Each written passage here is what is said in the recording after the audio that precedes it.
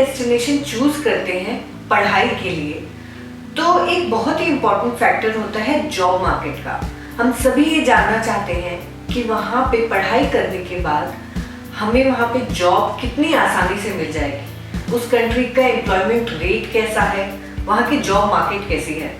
और इस वीडियो में आज हम डिस्कस करेंगे जापान के बारे में और हम ये देखेंगे कि जापान को ल्यूक्रेटिव कुछ फैक्टर्स बनाते हैं और वो फैक्टर्स क्या हैं। हम इस वीडियो में डिस्कस करेंगे employment rate of Japanese universities and college graduates. हम डिस्कस करेंगे number of foreign graduates in Japan who are working. हम डिस्कस करेंगे एवरेज मंथली सैलरीज और हम डिस्कस करेंगे सेक्टर्स जहां पर जापान में जॉब्स अवेलेबल हैं। और उसके साथ ही हम कुछ और भी चीज़ें जैसे कि एवरेज टेन्योर कितना होता है, वहाँ पे लोग अप्रॉक्सीमेटली कितने साल काम करते हैं एक कंपनी में, ये सारे फैक्टर्स जापान को एक बहुत ही ल्यूक्रेटिव डेस्टिनेशन बनाते हैं हायर एजुकेशन के लिए। और इस वीडियो में हम ये सारी बातें डिस्कस करेंगे, सो स्टे विद मी। तो सबसे पहले हम एक इम्पॉर्टेंट फैक्ट डिस्कस करते हैं जापान के बारे में। Japan is a super age society, जिसका मतलब है कि वहाँ पे एजिंग पॉपुलेशन बहुत ज़्यादा है। About 28% of people are 65 years और ओल्डर। इसका मतलब ये है कि उनको बहुत ज़्यादा यंगर वर्कफोर्स की ज़रूरत है। और ये यंगर वर्कफोर्स कहाँ से आएगी? ये आएगी फॉरेन से।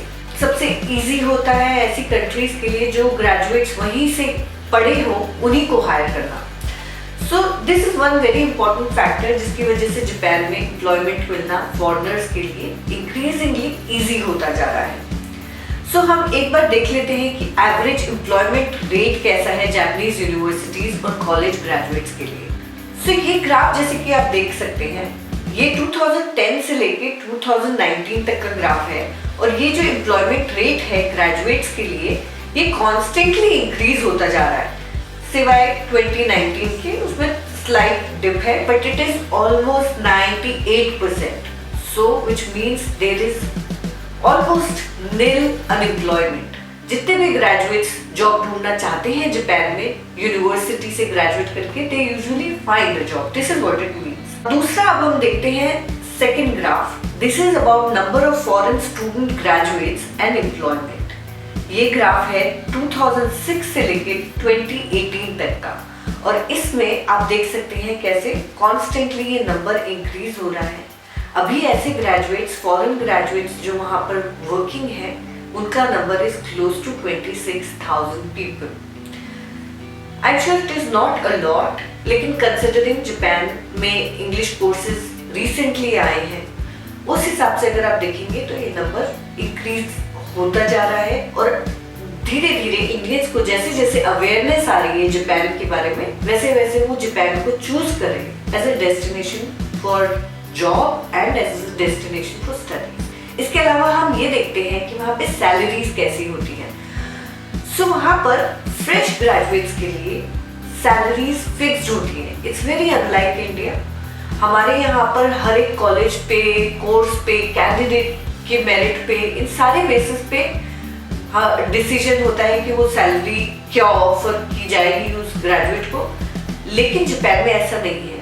जापान की जॉब मार्केट बहुत ही ज़्यादा सिंक्रोनाइज्ड है, बहुत ऑर्गेनाइज्ड है और वहाँ पे फ्रेश ग्रेजुएट्स की सैलरी ऑलमोस्ट ऑलवेज फिक्स्ड होती है। इसके आई एम श्योर बहुत सारे डिविएशंस भी होते होंगे, जैसे कि स्टार्टअप्स अगर होंगे या फिर अगर आप इंजीनियर ग्रेजुएट हैं तो आई एम श्योर आपकी सैलरीज डिफरेंट हो सकती हैं।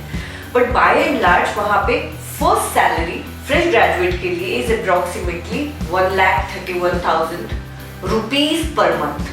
येन में अगर मैं आपको बताऊं तो it is about 200,000 yen, which translates into 1,31,000 rupees per month. अगर हम ग्रेजुएट्स की बात करें तो उधर स्टार्टिंग सैलरी थोड़ी सी हायर होती है, which can be about 1,50,000 rupees और which translates into 229,000 येन। इसके साथ ही कुछ एडवांटेजेस और हैं जापान में, और वो ये है कि वहाँ की एम्प्लॉयमेंट जो होती है वो लॉन्ग टर्म होती है, जॉब स्टेबल होती है। इंडिया में मैंने भी बहुत सारी कॉर्पोरेट जॉब्स की हैं। मुझे ऐसा लगता है कि यहाँ पे लोग बहुत जल्दी जॉब स्विच करते हैं उसकी वजह से लर्निंग पे कई बार इम्पैक्ट भी हो सकता है। अगर आप जल्दी जल्दी जॉब स्विच करेंगे तो आपको स्पेशलाइज नॉलेज होने में टाइम लग सकता है, लेकिन जापान में ऐसा नहीं होता है। एक सर्वे के अकॉर्डिंग जापान में एक average employ tenure is about 12 years. I think India में it must be about 1.5 years or 2 years. I haven't researched, but I'm sure it's much lesser. अब हम आते हैं अपने नेक्स्ट पॉइंट पे, वो है अपॉर्चुनिटीज इन डिफरेंट सेक्टर्स। अगर आप इंडिया में जॉब मार्केट देखें तो बहुत ज़्यादा स्क्यूड है। हमारे यहाँ पे आईटी सेक्टर में जॉब्स फिर भी काफ़ी ज़्यादा हैं, मैन्युफैक्चरिंग में भी होती हैं, इंजीनियरिंग में भी होती हैं, but let's look at the industries जहाँ पे फॉरेन ग्रेजुएट्स एम्प्लॉयड हैं जापान में। सो जैसे कि आप इस लिस्ट में देख सकते हैं, मैन्युफैक्चरिंग में there are about 18% graduates, foreign graduates who are employed, और उसके अलावा close to 81% of the graduates they are in different industries. They are in commerce and trading, IT, food service, education, hotels, it can be anything. So अगर आप इतने सारे sectors को में अगर आपका इंटरेस्ट कहीं और है आईटी के अलावा, तो भी आपके लिए अपॉर्चुनिटीज जापान में काफ़ी सारी हैं। एक और जो बहुत ही इम्पोर्टेंट फैक्टर है जापान के बारे में, जॉब मार्केट के बारे में, वो ये है कि वहाँ की जितनी भी कंपनीज हैं जो हम बड़े बड़े नाम सुनते हैं, Honda, Sony, Suzuki, Panasonic, Nikon, Uniqlo, there are so many of them. ये जितनी भी कंपनीज हैं ये मल्टीनेशनल कंपनीज हैं। इसका मतलब ये है कि इनके ऑफिसेज जो है वो दुनिया में हर कंट्री में है, सिर्फ जापान में ही नहीं है। इसका मतलब ये है कि अगर आप वहाँ पर पढ़ने जाते हैं, there is a very good chance कि आप जापान में भी काम कर सकते हैं, आप अपनी नेटिव कंट्री में भी उनके ऑफिस में काम कर सकते हैं, या फिर आप अगर किसी थर्ड कंट्री में, किसी और ही कंट्री में जाके काम करना चाहते हैं तो वो भी पॉसिबिलिटी है। सो इन सारे फैक्टर्स के हिसाब से Japan is a very good option if you are considering it for your higher education. So आने वाले वीडियोस में हम और भी डिस्कस करेंगे कि जापान में स्पेसिफिक अपॉर्चुनिटीज़ के बारे में भी बात करेंगे, इंजीनियर्स के लिए कैसी अपॉर्चुनिटीज़ हैं, हेल्थ केयर में कैसी अपॉर्चुनिटीज़ हैं। To know more such details, please subscribe to this channel, and if you like the video, please give a thumbs up.